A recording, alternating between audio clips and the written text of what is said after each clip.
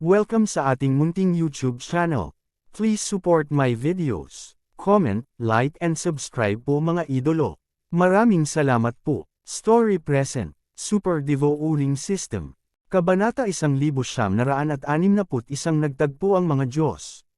Naisip ni Yesuan sa kanyang puso, ibig sabihin, muli siyang nagmamadali.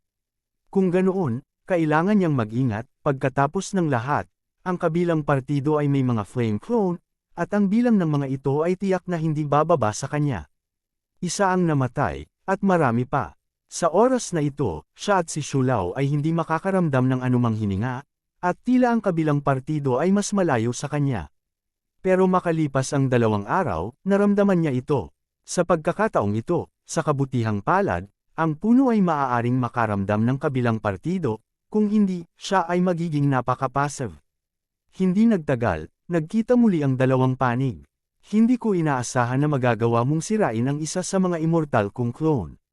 Tiningnan ni Shishinyo ang Sword Immortal clone at hindi napigil ang sabihin. Isa lang, kaya kung sirain ang 10. Sagot ng Sword Immortal Doppelganger. Then you can try it. I might as well tell you, para sa akin, ang undead clone ay kayang buhayin basta may materials. Sabi ni Shishinyo. Sa sandaling lumabas ang mga salitang ito, natigilan si Yesuan. Kung patay na ang kanyang immortal na clone, kailangan siyang mabuhay na muli ng may mga lumalamon na punto, at ang Shishinyo na ito ay nangangailangan lamang ng kayamanan ng langit at lupa. Nagsimula siyang seryosong magtaka kung ang sistema ay masama sa kanya. Ang immortal na clone na ito ay madaling mabuhay muli, ngunit ang mga materyales ay hindi dapat ganoon kadali. Pagdating ng panahon, hanggat mahanap mo ang kanyang Diyos, maaari mo itong patayin. Naisip ni Yesuan sa kanyang puso. Tara, laban ka na naman. Galit na sigaw ni Shishinyo at direktang bumaril. Biglang nagpalitan ng putok ang magkabilang panig. Sa pagkakataong ito, nakapasok si Shishinyo sa ikalawang baitang banal na espiritu, kaya ang labanang ito ay mas mahirap labanan, kahit na si Yesuan mismo ay sumali, tiyak na matatalo siya. Walang duda na natalo si Yesuan sa labanang ito, ngunit hindi mahalaga. Pagkalipas ng ilang araw, bambahin muli ni Yesuan si Shishinyo. Makalipas ang ilang araw, ding, ang host ay nakalusot, at ito ay kasalukuyang ang 6 na ranggo na banal na espiritu. Ding, ang Flame God na si Kilin, Megatron, at Heaven-breaking God Ape ay nakalusot, at sila ay kasalukuyang nasa unang gradong Saint King. Muling sumingit si Yesuan, at pagkatapos ay hinanap ito, ngunit sa pagkakataong ito ay hindi ito nag-trigger ng one-hit killing effect, at pagkatapos ng malaking labanan sa pagitan ng 2 panig, pinili ni Shishinyo na tumakas. Karapat-dapat akong maging may-ari ng system, at ang bilis ng pambihirang tagumpay ay napakabilis, ngunit hindi rin ako vegetarian. Sabi ni Shishinyo habang tumatakbo. May isang uri, huwag tumakbo. Kinokontrol ni Yesuan ang Sword Immortal clone at sumigaw sa likod.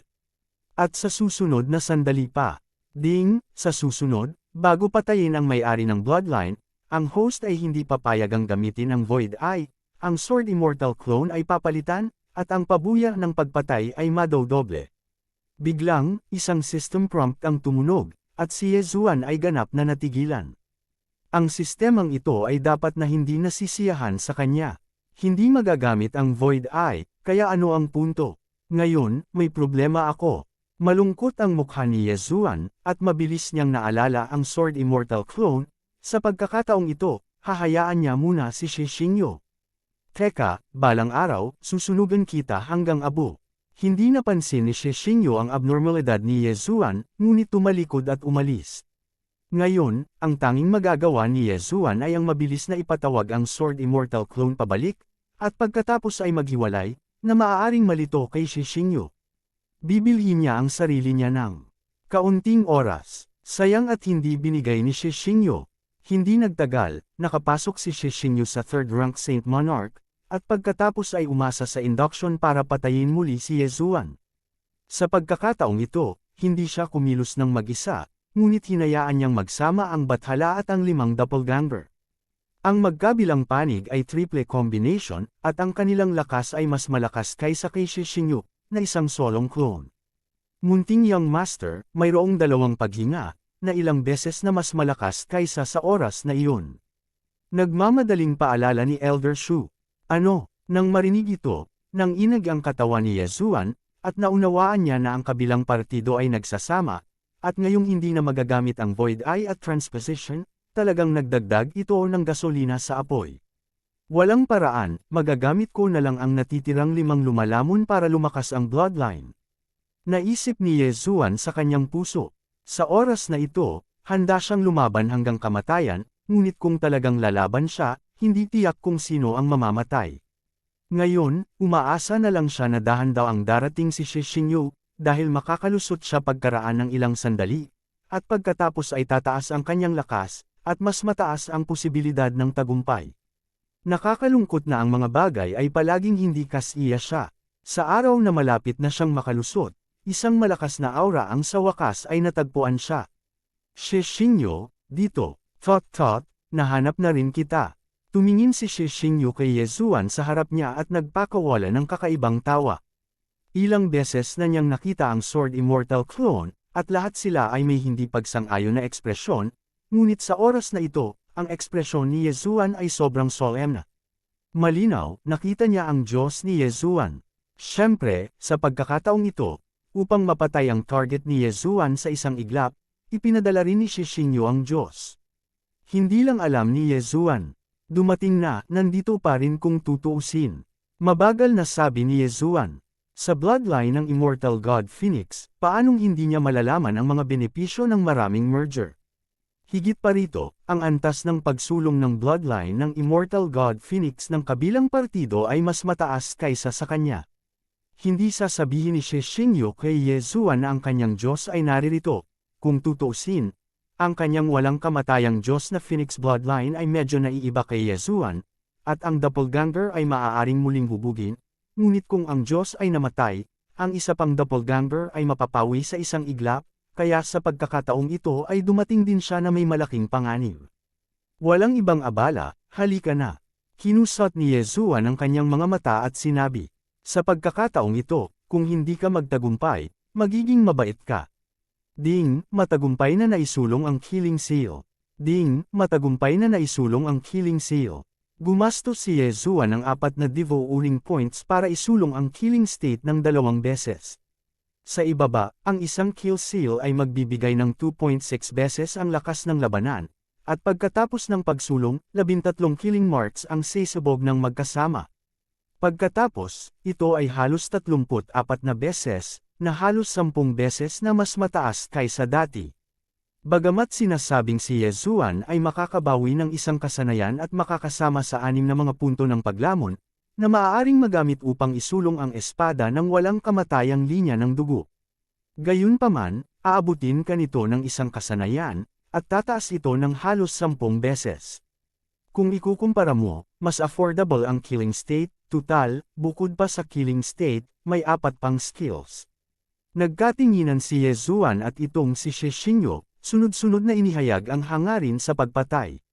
Sword Immortal Clone, balik. Mabilis na. Ipinatawag ni Yesuan ang Sword Immortal Clone pabalik. Bagamat sinasabing hindi magagamit ang transposition na may Sword Immortal Clone, hanggat itinatabi niya ang Wushuang Sword Master Sword, ang Sword Immortal Clone ay mawawala, at kung ilalabas niya ito muli, ang Sword Immortal Clone ay lilito muli. Pamatay na estado, immortal na pupe. Ang aura ni Yesuan ay tumaas, at kasabay nito, isang malaking bilang ng mga immortal killing puppet ang lumitaw sa tabi niya. Ngayon ay wala na siyang kakapusan sa mga hen, na iyon ay, ang mga banal na hayop na iyon. Ang killing mark, na patuloy na kinakain at nabuo. Ang nakaraang immortal arrow ay kailangang gamitin para patayin ang kalaban sa kamatayan. At ang may hawak ng bloodline na ito ay hindi mamarkahan ng Death Pursuit Order, kaya hindi ito magagamit. Ngunit sa kabutihang palad, si Yesuan ay nagsulong ng marka ng pagpatay ng ilang beses, at pagkatapos ay walang ganoong paghihigpit.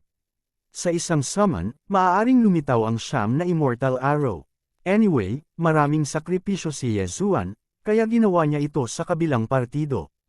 Kabanata 1962, isang desperadong labanan. Nakatingin sa kalangitan na puno ng Immortal Killing Puppet, Absolute Immortal Arrow, at Immortal Sword Array, nanliit ang mga mata ni Shi Xingyu, at lihim niyang sinabi sa kanyang puso na si Yezuan ay talagang hindi isang master na dapat guluhin, ngunit hindi rin siya vegetarian. Bumabas si Kirin. Galit na sigaw ni Shi Xingyu, at ginamit ang tunay na chi ng unicorn sa kanyang katawan para i-condense ang tatlong unicorn. Ang ikinagulat niya ay sa pagkakataong ito ay bumaba ang unicorn, at tatlong malalakas na unicorn ang lumitaw.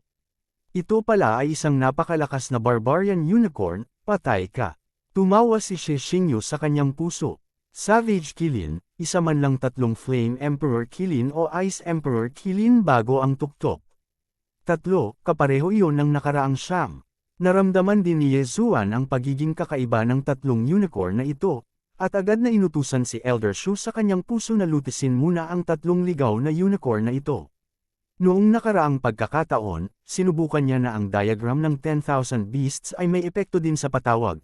Ngunit sa pagkakataong ito ay hindi pa handa si Yezuan na gamitin ito, ngunit hayaan ang Megatron na maging Xuanshan Battle Armor at ilagay ito sa kanyang Diyos. Pagkatapos, hamarang ang Sword Immortal Clone.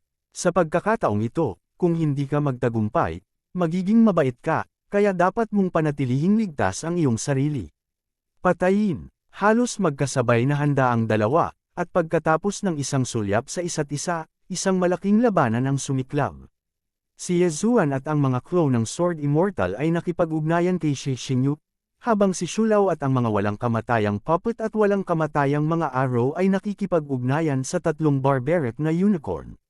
Bilang commander, si Yezuan, na nagtatago sa likod ng Sword Immortal clone, ay patuloy na kumakain ng killing seal, nagpatawag ng mga bagong immortal killing puppets at immortal arrows, at pinananatili ang estado ng pagpatay at ang immortal sword formation ng sabay-sabay, paminsan-minsan ay nagpapalabas ng pag-atake ng immortal killing breath slash.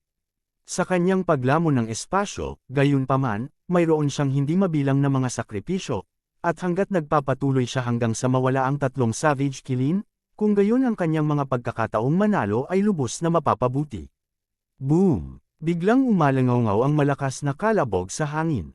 Si Shi Xingyu, na triple fused, ay mas malakas kaysa dati, at kapag nakaharap sa kanya, si Yezuan ay naglakas loob lamang na magtago sa likod ng Sword Immortal clone. Boy, I finally found you, pero nagtago ka sa likod mo. Hindi ka ba lumaban sa marangal na paraan? Hindi napigilan ni Shi Xingyu na tuya. Marangal, ikaw ay isang banal na monarko sa ikatlong baitang, ako ay isang banal na espiritu sa ika-6 na baitang, mayroong pagkakaiba ng 15 kaharian, ikaw at ako ay matuwid.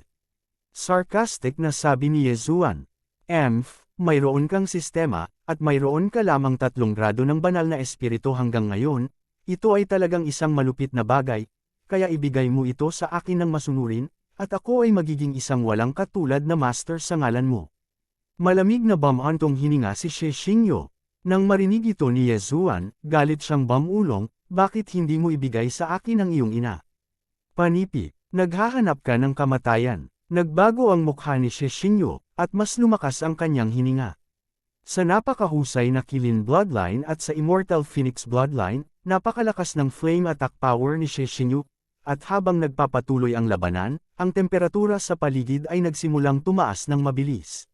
Nakasuot na ngayon si Yezuan ng Xuanshan Battle Armor, at nakaramdam siya ng kaunting init, at nang lumingon siya para tingnan, nalaman niya na ang mga puppet na iyon na walang kamatayang pumapatay mula sa kanyang tunay na chi ay talagang medyo palpak.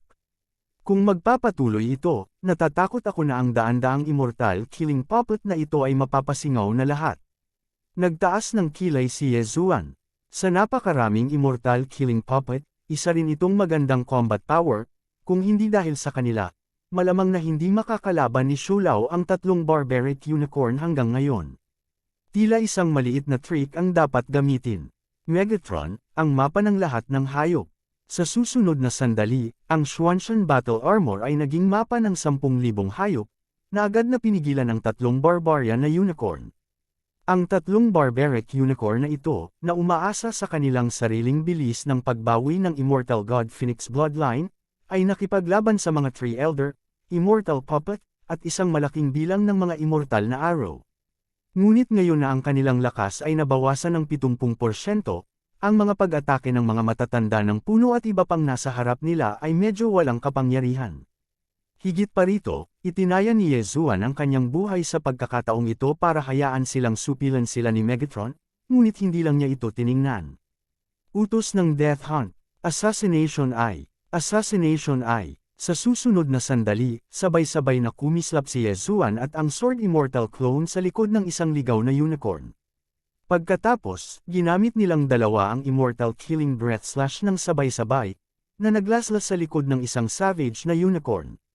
Gayunpaman, ang ligaw na unicorn na ito ay umasa din sa kanyang pangangatawan upang kumain, nang walang anumang epekto ng katangian, at pagkatapos na mapaglabanan ang dalawang laslas na ito, hindi ito bumagsak. Mamatay. Sa oras na ito, biglang umungal si Shu Lao, at ibinuka ang kanyang bibig para bigyan siya ng killing burning sky flame. Boom! Sa pagkakataong ito, ang ligaw na unicorn na ito ay sa wakas ay binomba at pinatay, na naglaho sa pagitan ng langit at lupa. Tatlong savage killing, sa wakas nalutas na ang isa. Bagamat sinasabing ginamit ni Shu Lao ang espesyal na trick na killing burning sky flame, kung malulutas niya ang isa, magiging mas madali ito sa susunod.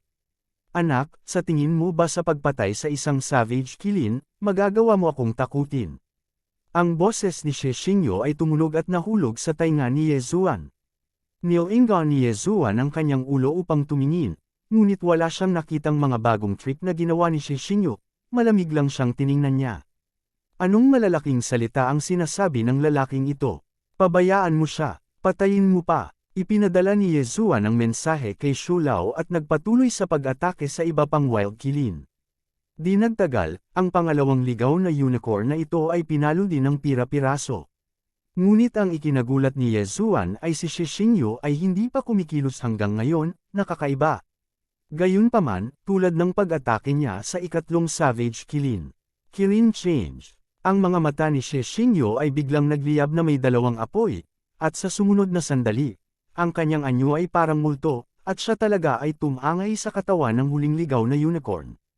Bigla, ang momentum ng ligaw na unicorn na ito ay tumaas, na higit pa sa sandaling hindi ito napigilan ng 10,000 Beasts diagram.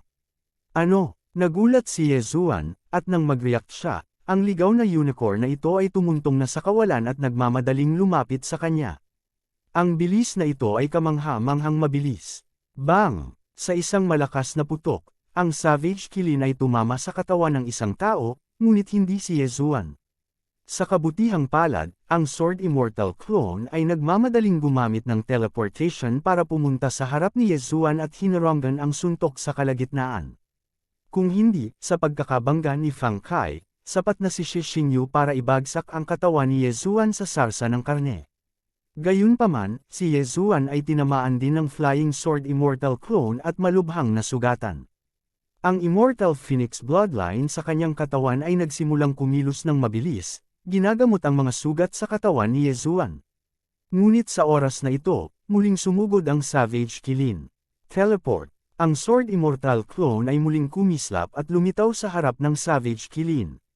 Ngunit sa pagkakataong ito, biglang ibinuko ng Savage Killing ang bibig nito, nilamon ang Sword Immortal clone, at pagkatapos ay sumugod kay Yezuan. Damn it! Galit na sigaw ni Yezuan, mabilis na iniligpit ang wuswang pares ng mga espada, at ang Sword Immortal clone na nilulunsad siya ng Barbarian Killing ay nawala din. Gayunpaman, bago niya mailabas muli ang wuswang na pares ng mga espada, ang Savage Killing ay nabangga na muli. Nag-flash ako, umirap si Yezuan at umalis. Kaya lang, limitado sa bilang ng beses ang teleportation skill ng Space-Time Bloodline. Bagamat napakaraming beses nang umabant ang Space-Time Bloodline, may mga pagkakataong dumating sa dulo. Kabanata 1963, ang mahiwagang matanda. Titingnan ko kung ilang beses ka makakaiwas. Kumislap ang mga mata ni She Xingyu, at muli siyang lumingon kay Yezuan. Hindi ka maaaring magpatuloy ng ganito, patayin mo. Ang mukha ni Yezuan ay lumubog, at ginamit niya ang teleportation upang mag-flash sa likod ng kabilang partido. At kasabay nito, ang hawak niya sa kanyang kamay ay hindi na isang walang kapantay na pares ng mga espada, ngunit isang one-hit killing sword. Darating na ang Sword Immortal. Isang espadang lumilipad na walang kamatayan. Poof! Sa mahinang tunog, ang espada ni Ye Zuan ay tumusok sa likod ng Savage Qilin. Gayunpaman, ang dahilan kung bakit walang magawa si Ye Zuan ay ang espadang ito ay hindi nag-trigger ng one-hit killing effect. Ngayon, ito ay isang impostor. Ang isang sword-flying immortal skill ay maaari lamang gamitin isang beses sa isang araw, at kung ito ay nabigo ng isang beses, ito ay magiging mahirap. Bagamat sinasabing ang paghawak ng one-hit killing sword ay mayroon ding one-hit killing effect, malamang na hindi masyadong mataas ang posibilidad ng pag-trigger na ito. Sa oras na ito, biglang naalala ni Ye Zuan ang isang kasanayang napabayan niya. 1,000 laslas. Bang! Bang! Bang! Bago pa makatalikod ang Savage Qilin, ibinaba ni Ye Zuan ang isa pang espada, at ang sword chi ay agad na umikot ng libu-libong beses sa magaspang na likod ng Savage Qilin, ngunit hindi pa rin ito nag-trigger ng epekto ng pagpatay sa isang hit. Gumawa ng isang desisyon at pumunta. Sa sandaling iyon, hinayaan ni Ye Zuan si Megatron na maging isang lumilipad na anyo ng espada at umalis. Talagang walang sakit ang atake mo. Malamig na ngumuso si Xie Xingyu at mabilis na hinabol siya. Malungkot ang mukha ni Ye Zuan, at mabilis siyang gumamit ng teleportasyon upang maiwasan ang pag-atake ng kalaban. Mukhang ngayon, hindi niya matatakasan ang sakuna na ito, buti na lang may doppelganger pa siya sa mortal world. Kapag dumating ang oras, hanggat nagre-recycle ka ng ilang mga kasanayan, maaari mong muling buhayin ang clone. Kaya lang pagkatapos ng muling pagkabuhay, muli siyang lumipad sa walang kamatayang kaharian, at hindi niya alam kung anong paraan ang gagamitin upang magmula sa walang kamatayang kaharian patungo sa banal na kaharian. Sa anumang kaso, si Ye Zuan ay pagod na ngayon sa mga kasanayan sa asno. Di nagtagal, ang kanyang bilang ng mga teleportasyon ay 0, at sa susunod, kinailangan niyang makayanan ang epekto ni Xie Xingyu. Bagamat sinabi na ang Sword Immortal Clone ay maaaring labanan ito, ngunit kung hindi ito naharang, kung gayon si Ye Zuan ay matutamba sa sarsa ng karne. Desperado, papuntahin kita. Ang boses ni Xie Xingyu ay tumunog sa likod ni Ye Zuan, at bilang karagdagan, may tunog ng ligaw na unicorn na pumuputol sa hangin na nagmumula sa langit. Gayunpaman, nang malapit nang bumangga ang Wild Qilin sa Sword Immortal Clone, biglang lumitaw ang isang biglaang hininga. Sa isang iglap, huminto ang katawan ng Wild Qilin, at tumigil din si Ye Zuan, na hinahabol ng Wild Qilin. Hindi naman sa ayaw nilang gumalaw, hindi naman nila kaya. Nang sumunod na sandali ay may isang matandang lalaki ang bumungad sa kanilang dalawa. Ang bloodline ng Qilin clan ay hindi dapat magpatayan.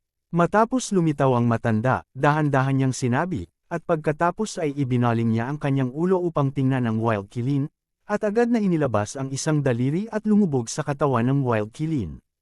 Pagkatapos, bumagsak ang Wild Qilin, at muling lumitaw si Xie Xingyu sa kanyang katawan. Kayong dalawa, bagamat hindi kayo mula sa aking Qilin Ancient Clan, mayroon din kayong dugo ng aking Qilin Clan. Susunod, bibigyan kita ng dalawang pagpipilian.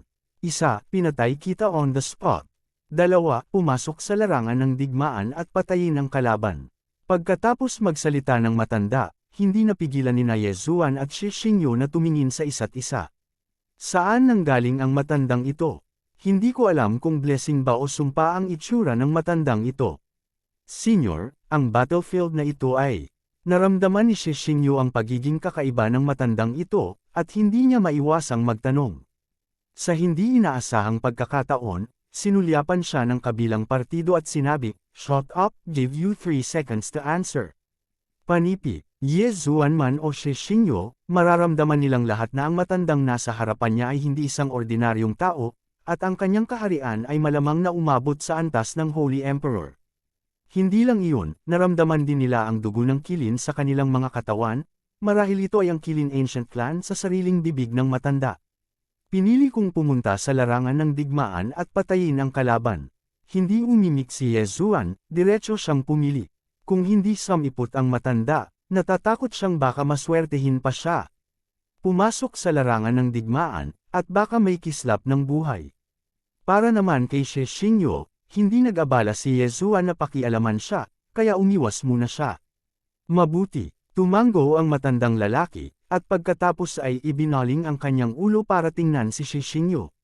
Sa ilalim ng matinding pressure na ito, walang ideya si Xie Xingyu na lumaban, kaya tumango lang siya at sumang-ayon. Mabuti, sinabi ng matanda, dapat magkaisa ang aking angkan ng kilin, at hindi ako dapat gumawa ng anuman sa aking kapwa angkan. Panipi, fair na, sa susunod na sandali, ang mga katawan ni Ye Zuan at Xie Xingyu ay lumipad ng hindi sinasadya. Ngayon, I will spare your life for the time being. If he has the opportunity in the future, I will sure you take your head. Sa daan, hindi napigilan ni Xie Xingyu na magpadala ng mensahe kay Ye Zuan. Putol, napatingin si Ye Zuan sa kanyang bibig. Sa ganoong pananakot ay nakakarinig na siya ng ganoong banta, malapit nang mabulok ang tenga niya, hindi ko alam kung ilang beses na. Gayunpaman, ang Xie Xingyu na ito ay isang nakatagong panganib, kung may pagkakataon, dapat niyang alisin ito ng mabilis. Ang matandang ito ng Qilin Ancient Clan, kasama sina Ye Zuan at Xie Xingyu, ay hindi alam kung gaano karaming mga kalsada, at sa wakas ay nahulog sa isang linya ng kalangitan. Your Excellency, magalang na niyakap ng isang nasa katanghaliang gulang na lalaki ang kanyang mga kamao matapos makita ang matandang lalaki ng Qilin Ancient Clan. Ang dalawang taong ito ay may dugo ng aking Qilin Clan sa kanilang mga katawan, at sila ay ipapadala sa larangan ng digmaan. Sabi ng matanda, oo, nang walang sabi-sabi, ang nasa katanghaliang gulang na lalaki ay naglabas ng 2 token at direktang sinuntok ang mga ito sa katawan ni Ye Zuan at Xie Xingyu. Sa susunod, ipapakilala kita sa Purgatory Battlefield. Ang nasa katanghaliang gulang na lalaki ay huminto at nagsabi, ang kasalukuyang purgatorio ay nahahati sa 2 kampo. Ito ay ang aking Qilin Ancient Clan at ang 100 Battles Valley. Ang aming 2 kampo ay magkaaway, at pagkatapos ay ipapadala kita sa isang partikular na lungsod ng aking Qilin Ancient Clan, at ang kapapaloob pa lamang sa iyong katawan ay ang merit token. Panipi, sa Purgatory Battlefield, ang merit system ay ipinatupad, at ang merit token ay mapapaikli pagkatapos ng kamatayan ng host, at maaari kang makakuha ng mga merit token ng ibang tao, at pagkatapos ay ihulog ang dugo upang pinuhin sila. Meritorious, maaari mong ipagpalit ang lahat ng uri ng mga bagay sa teritoryo ng aking Qilin Ancient Clan, hindi ko nasasabihin ang marami dito, ngunit sa pamamagitan lamang ng pagpino sa merit token ng kalaban makakakuha ka ng merito. Aking Qilin Ancient Clan, ang pinakamahalagang bagay ay pagkakaisa, kung ang isang tao ay taksil at gumawa ng isang bagay sa kanilang sariling mga tao, kung gayon sila ay makubkob ng iba. Narinig mo ba ako? Sinulyapan ng nasa katanghaliang gulang na lalaki sina Ye Zuan at Xie Xingyu. So, paano tayo makakalabas sa Purgatory Battlefield na ito? Biglang tanong ni Xie Xingyu. Sa isang tiyak na lakas, natural mong maiintindihan. Sabi ng medyo may edad na at itinapon muna ito sa lagusan. Kaagad pagkatapos, ito ay si Ye Zuan. Napag-alaman na mayroong teleportation array sa tunnel na ito, at pagkatapos na ihagis doon sina Ye Zuan at Xie Xingyu, sila ay inilipat sa ibang lugar. Kaya lang hindi magkasama ang lugar kung saan nag-teleport sina Ye Zuan at Xie Xingyu. Ito bang purgatorio, napakaraming banal na chi, higit na sagana kaysa sa labas. Nang lumapag si Ye Zuan, naramdaman niyang nasa isang teleportation palace siya. Gayunpaman, ang aura ng mga tao sa paligid niya ay halos kapareho sa kanya, lahat sila ay dugong Qilin. Ang ilan sa mga taong ito ay mga Qilin Demon Cultivator, at ang ilan ay mga taong may Qilin bloodline. Kabanata 1964, Larangan ng Labanan sa Purgatorio. Wala rito si Xie Xingyu, at may mga mababang antas na tao sa paligid. Tila nakakalat sila, kaya okay lang, bigyan mo ako ng oras para lumaki. Naisip ni Ye Zuan sa kanyang puso. Gayunpaman, nakakaramdam din siya ng ilang malalakas na paghinga. Itong taong may dugong Qilin, I'm afraid that his strength is not trivial, tapos mababawasan din ang challenge ko na laktawan ang level. Nagpatuloy sa pag-iisip si Ye Zuan. Sa madaling salita, hulihin muna ang isang tao upang maghanap ng mga kaluluwa at matuto tungkol sa purgatorio. Gayunpaman, sa mismong oras na ito, boom! Biglang nagkaroon ng malakas na putok sa labas ng teleportation palace, na nakakuha ng atensyon ni Ye Zuan. Nang siya ay lumabas, nakita niya ang mga taong nag-aaway sa buong kalangitan, at ang mga bangkay ay nahuhulog mula sa langit sa lahat ng oras. Anong klaseng lugar ito? Kakalipag lang niya, paano siya makukubkob? Hindi bale, patayin mo muna. Hindi umimik si Yezuan, at direktang tinawag ang Sword Immortal Clone at ang Tree Elder. Dahil sa merit token ng Qilin Ancient Clan, nararamdaman niya ang pag-iral ng kaaway, gayunpaman, nasa parehong kampo siya ngayon ng ibang taong may dugong Qilin. Patayin! Sa sandaling iyon, isinuot ni Yezuan ang Xuanshan Battle Armor at pagkatapos ay pinatay ito. Utos ng Death Hunt, Assassination Eye. Si Yezuan at ang Sword Immortal Clone ay kumislap sa likod ng isang tao, at ang dalawang espada ay lumabas na magkasama, direktang pumatay sa kanya. Pagkatapos, mabilis na inipon ni Yezuan ang kanyang katawan sa lumalamon na espasyo, at pagkatapos ay pumunta sa isang ligtas na lugar upang maghanap ng mga kaluluwa. Dahil ito ay naghahanap ng mga kaluluwa sa paglamon ng kalawakan, ito ay mabilis. Ito pala ay tinatawag na Wolf King City, at ang City Lord ay ang 9-rank Holy Monarch. Gayunpaman, ang Haring Lobo na ito ay isa lamang hindi kapansin-pansing maliit na lungsod sa larangan ng digmaang Purgatorio. Sa oras na ito, ang mga taong umatake sa Wolf King City ay ang mga tao ng Burning Sun Sect, at mayroong maraming mga master, at mayroon pang ang dalawang 9-rank Saint Monarchs. Kung noon pa man, ang Wolf King City na ito ay hindi may iwasang magdusa ng matinding pagkalugi, at mawawasak pa ng Burning Sun Sect.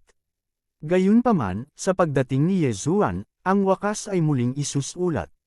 Ding, ang host ay nag-trigger ng isang random na paghahanap at makakamit ang antas ng kabisera. Tumunog ang isang prompt ng system. Karapat-dapat, umabot sa antas ng kabisera, ito ay hindi isang madaling bagay. Ang unang ranggo na Santo Monarch at mas mababa ay may kaunting merito lamang, at kung gusto mong maabot ang kabisera, kailangan mong magkaroon ng 1,000,000 merito. Sa kabutihang palad, ang merito ay tataas sa pagpapabuti ng kaharian, at kung mas mataas ang kaharian ng kaaway na napatay, mas mataas ang merito. Kung gusto mong makamit ang 1,000,000 merito, kailangan mo lang pumatay ng 10 9-rank Saint Monarchs. Noong nasa 1st rank Holy Spirit ako noon, nagawa kong lumaban sa Flame Sun Qilin sa level ng 5th rank Holy Monarch. Ngayon ako ang 7th rank Holy Spirit, at theoretically umabot na ang combat power ko sa Saint Emperor level. Mabilis na nag-isip si Yezuan sa kanyang puso. Sa sinabi niyan, ang lakas ng pakikipaglaban ng Qilin sa araw na iyon ay halatang hindi kasing lakas ng mga tao sa paligid nito. Kung tutuusin, alam niya mula sa alaala ng disipulo ng Burning Sun Sect na ang Purgatorio ay isang napakalupit na lugar, kaya ang mga taong makakaligtas ay hindi mga ordinaryong tao. Hindi pa banggitin ang 10 9-rank Saint Monarchs, kahit na ito ay isang 9-rank Saint Monarch, maaaring walang 100% kumpiyansa si Yezuan. Ang mga tao ng Qilin Ancient Clan, bukod pa sa pagkakaisa, ay mahilig makipagdigma. At ang kalaban nila ay ang Valley of 100 Battles, na isang tao na may espesyal na linya ng dugo, ito ay sinasabing tinatawag na Bloodline of Madness, na may kakayahang magmukmak, at ang pagiging epektibo nito sa pakikipaglaban ay hindi bababa sa Qilin Clan, kaya't mas mabuting maglaan ako ng oras. Sa pag-iisip nito, muling hamampa si Yezuan. Ang Panginoon ng lungsod ng Wolf King City ay isa lamang 9-rank Saint Monarch, at sa pagkakataong ito ay inatake ng Burning Sun Sect ang Wolf King City at nagpadala ng dalawang 9-rank Saint Monarchs. Natural, hindi nila papansinin si Yezuan, isang maliit na batang lalaki sa antas ng banal na espiritu. Hindi lang sila, kundi pati ang iba ay hindi, dahil kahit sila ang Holy Monarch, para silang mga langgam dito, not to mention Yezuan, isang sayang na hindi man lang Saint King. Gayunpaman, si Yezuan, isang basura, ang nakahuli sa Burning Sun Sect na hindi nakabantay. Mag-ingat ang lahat, mayroong isang banal na espiritu na walang habas na pumapatay sa aking mga disipulo, kahit isang mataas na antas na Saint Monarch, o kahit isang Saint Emperor. Sigaw ng isa sa mga master ng Burning Sun Sect. Nakakalungkot na sa sandaling matapos niya itong sabihin, si Yezuan ay sumugod na sa kanyang likuran. Shock! Ding! Tumaas ang killing intent value ng host.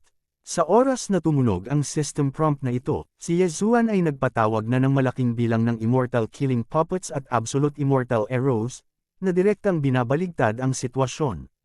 Noong una, ang Burning Sun sect ay handang lumaban sa isang mabilis na labanan, ngunit ngayon ay tila hindi ito ganoon kadali.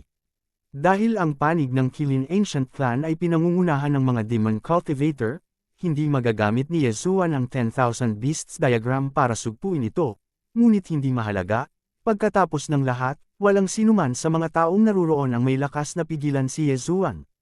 Ang dalawang 9-rank Saint Monarch na iyon ay pumunta na sa City Lord's Mansion. Hindi nagtagal, ang mga master ng Burning Sun sect sa panig na ito ay pinatay ni Yezuan at mabilis na umatras. Ano, may master sa East City Gate, kahit sa level ng 9-rank Saint Monarch, at mas malamang na ito ay ang Saint Emperor. Ang dalawang 9-rank Saint Monarchs ng Burning Sun sect ay parehong nakatanggap ng balita. Gayunpaman, nakarating na sila sa City Lord's Mansion sa mga oras na ito, paano sila susuko dahil sa balitang ito? Patayin! Sa sandaling iyon, pumasok silang dalawa sa mansyon ng City Lord. Ang Panginoon ng lungsod ng Wolf King City ay ang inapo ng Kilin at ng Wolf Sacred Beast, at ang kanyang kapangyarihan sa pakikipaglaban ay hindi mahina. Ngunit ang iba pang dalawang 9-rank Saint Monarchs ng Burning Sun sect ay naunawaan na ang kabaliwan. Sa sandaling lumabas ang kabaliwan, ang lakas ng dalawa ay tumaas, at ang Panginoon ng lungsod ng Wolf King City ay natalo, at sa wakas ay napatay. Patay na ang City Lord ng Wolf King City, Go to Nancheng. Nagkatinginan ang dalawang 9-rank Saint Monarchs at nagwales patungo sa timog. Dati, itinaboy ni Yezuan ang mga master ng Burning Sun sect sa Dongcheng, at pagkatapos ay sumugod sa Nancheng para pumatay. Sa oras na ito, ibinaling niya ang kanyang ulo upang tumingin sa hilaga, at naramdaman niya ang dalawang magkaibang aura. Anak, iulat mo ang iyong pangalan. Hindi napigilan ng isa sa mga master ng Burning Sun sect na sabihin. Ang iyong ninuno, hindi umimik si Yezuan, at direktang bumaril. Utos ng Death Hunt. Assassination ay, sa isang iglap, si Yezuan at ang mga clone ng Sword Immortal ay dumating sa likod ng isa't isa, at pagkatapos ay naglaslas gamit ang isang espada. Poof! Ang dalawang Immortal Killing Breath Slashes ay naglaslas ng isang 9-rank Saint Monarch level Burning Sun Sect Master sa tatlong seksyon. Spike! Bagamat sinasabing ang 9-rank Saint Monarch sa Purgatory Battlefield ay maihahalin tulad sa mga Saint Emperor Masters sa labas. Gayunpaman, ang lakas ni Yezuan ay higit na nalampasan ng mga ordinaryong Saint Emperor, at sa kanyang paningin, walang gaanong pagkakaiba sa pagitan ng 9th-rank Saint Monarch at 1st-rank Saint Emperor. Nang makita ito, agad na natakot ang kausap at naghanda na tumakas. Nakakalungkot na si Yezuan at ang mga clone ng Sword Immortal ay kumislap na sa likod niya, at pinutol ni Wushuang ang espada, at nahati rin siya. Patay na ang dalawang elder ng Burning Sun sect, bilisan mo. Ang dalawang elder ay parehong 9-rank Saint Monarchs, at talagang pinatay sila ng isang banal na espiritu, paano ito posible? Ang kabilang partido ay dapat na isang Holy Emperor Powerhouse, na nakabalat kayo lamang bilang banal na espiritu, pumunta ka agad, kung hindi ka umalis, huli na ang lahat. Biglang umatras ang lahat ng tao sa gilid ng 100 Battles Valley. Ngunit ito ay isang magandang pagkakataon upang makakuha ng karapat-dapat na serbisyo, paano ito hahayaan ni Yezuan? Kabanata 1965, Pagbabalik Tanaw.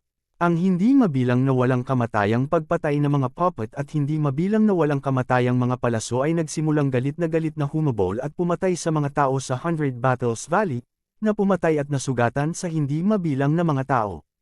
Kasabay nito, ang mga tao sa Wolf King City ay lihim ding naaliw. Patay na ang mga City Lords ng Wolf King City, at akala nila ay ililibing din sila kasama nila, ngunit hindi nila inaasahan na bigla silang papatay ng isang master at panatilihin ng Wolf King City. Ang Holy Emperor Master na iyon, na nakabalat kayo bilang Holy Spirit Realm, ay biglaang napatay ang Burning Sun sect.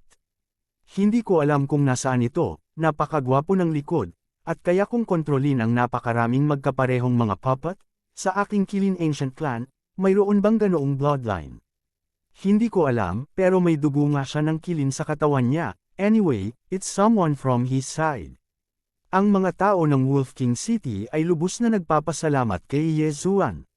Kasabay nito, pinatay na ni Yezuan ang mga masters ng Burning Sun sect at pagkatapos ay umatras.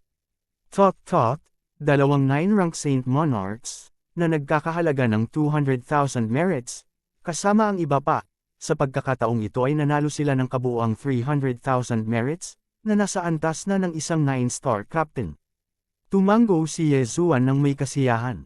Pagkatapos, ibinaling niya ang kanyang ulo upang tingnan ang Wolf King City. Ngayon ay wala na siyang kailangan, tanging merito. At ang pinakamahusay na paraan upang makakuha ng maraming merito ay upang patayin ang kaaway. Wolf King City, na matatagpuan sa hangganan sa pagitan ng Kilin Ancient Clan at 100 Battles Valley. Hanggat tatawid ako sa hangganan at papatay sa 100 Battles Valley, natatakot ba ako na gusto kong gumawa ng mga karapat-dapat na gawa? Naisip ni Yezuan sa kanyang puso, ibig sabihin, sumugod siya sa kanluran, iyon ay, ang direksyon ng pag-urong ng mga master ng Burning Sun Sect, at ito rin ang teritoryo ng 100 Battles Valley. Gayunpaman, ang Shishingyo na iyon ay ipinadala din sa Purgatory Battlefield, kaya kailangan pa rin niyang mag-ingat. Sikaping kumpletuhin ang mga random na gawain bago makilala si Shishingyo, para makakuha ka ng mga reward at pagbutihin ang iyong lakas. Hindi nagtagal, nakapasok si Yezuan sa kaharian ng 100 Battles Valley, at ang direksyon na kanyang dinadaanan sa oras na ito ay ang Burning Sun Sect. Ang Burning Sun Sect ay isang maliit na puwersa sa hangganan ng 100 Battles Valley, kung saan ang Holy Emperor Powerhouse ang namamahala. Sa sandaling natapos ni Yezuan ang pag-iisip sa kanyang puso, nakita niya ang isang haligi ng apoy na Chi na tumusok sa kalangitan, marahil ito ay ang Burning Sun Sect. Halos lahat ng mga tao sa Valley of the 100 Battles ay may bloodline ng Berserker, ngunit walang gaanong tao na maaaring gumamit ng Berserker.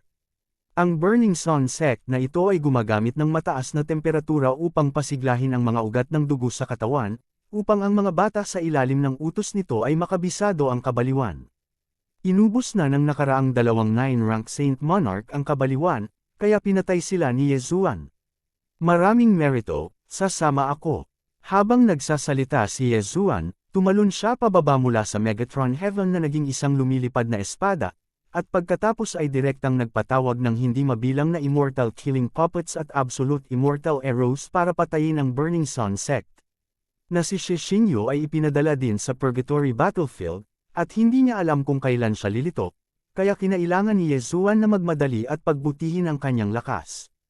Kung ang Burning Sun Sect na ito ay maaaring sirain, kung gayon ang merito ay tinatansya na halos pareho. Ang banal na espiritu ay malapit na. Isang alagad na nakatalaga sa labas ng Laiyang Sect ay nagpadala ng mensahe sa mga nakatataas. Ano? Nagulat ang mga matataas na pinuno ng Burning Sun Sect na nalaman ito. Ngayon lang, nalaman nila ang balita na nabigo ang pag-atake sa Wolf King City, at ginulo sila ng isang Holy Emperor Powerhouse na nakabalat bilang isang Holy Spirit level. Matapos malaman ito ng Sect Master ng Burning Sun Sect, agad niyang tinawag ang lahat ng Major Masters at binati sila. Di nagtagal, nakilala niya si Yezuan, ngunit si Yezuan sa oras na ito ay hindi isang Diyos, isang Sword Immortal clone lamang. Kahit na ang aking kaharian ay hindi nakikita sa kabilang partido. Nilunok ng Sect Master ng Burning Sun Sect ang kanyang laway at lihim na sinabi sa kanyang puso. Isa na siyang first-grade Saint Emperor, ngunit hindi pa rin niya nakikita ang kaharian ng Sword Immortal clone, at ang kabilang partido ay dapat na isang second-grade Saint Emperor. Sabay tayong barilin at patayin siya. Galit na sumigaw ang Sect Master ng Burning Sun Sect at pinatay si Yezuan. Sa bloodline ng Berserk Warfare, hindi nila pipiliin na tumakas maliban kung ang pagkakaiba sa lakas ay masyadong malaki. Ang mga master ng Burning Sun Sect ay bumubuhos na ngayon sa pugad, at maaaring hindi nila matalo ang kabilang partido, kaya direkta silang bumaril. Kaya lang, si Yezuan sa harap niya ay isa lamang Sword Immortal clone. Utos ng Death Hunt. Assassination ay Zusian Sword Array. Ang Sword Immortal clone ay direktang minarkahan ang isang tao at pinatay sa karamihan, at ang Immortal Killing Puppet at ang Immortal na Arrow sa likod niya ay direktang tumangay din. Boom! Biglang sumiklab ang isang malaking labanan sa labas ng Burning Sun Sect. Bagamat sinasabing mahina ang Sword Immortal clone, pero buti na lang, hindi siya magagapi, kahit malakas ang atake niya, hindi siya masusugatan, at kahit ang damit niya ay hindi masisira. Para sa Diyos ni Yezuan, kinopya na niya ito sa Burning Sun sect mula sa likuran. Patayin, Sect Master, hindi maganda, may isa pang pumatay sa paksayon ko. Habang ang isang grupo ng mga tao ay nakikipaglaban sa Sword Immortal clone, ang Sect Master ng Burning Sun sect ay biglang nakatanggap ng mensahe. Ano? Laking gulat niya, hindi lang isang tao ang kabilang partido, kundi isang katulong. Mali, ang taong nasa harap niya, isang taong napakalakas ng depensa, ay dapat na isang papel lamang, at pinatay ito ng Diyos. Sa sandaling iyon, pinangunahan ng Sect Master ng Burning Sun sect ang isang grupo ng mga tao na pumatay pabalik sa Burning Sun sect. 3 9th grade Saint Monarca at higit sa 10 8th rank na banal na Monarch ang natitira para harapin ang Sword Immortal clone. Kaya lang nung umalis ang Sect Master ng Burning Sun sect, biglang tinawag ng Sword Immortal clone ang Three Elder palabas. Kilin Burning Sky Flame. Nang magulat ang lahat, gumamit na si Shulaw ng panlilinlang para bambahin ang isang 9 na ranggo na Santo Monarch, at may ilang 8 ranggo na Santo Monarch na inilibing kasama niya, at pagkatapos ay ibinaling ni Shulaw ang kanyang malaking bibig at nag-spray sa dalawa pa. Hindi maganda, malaki ang pagbabago ng mukha ng dalawa pa at mabilis silang umatras.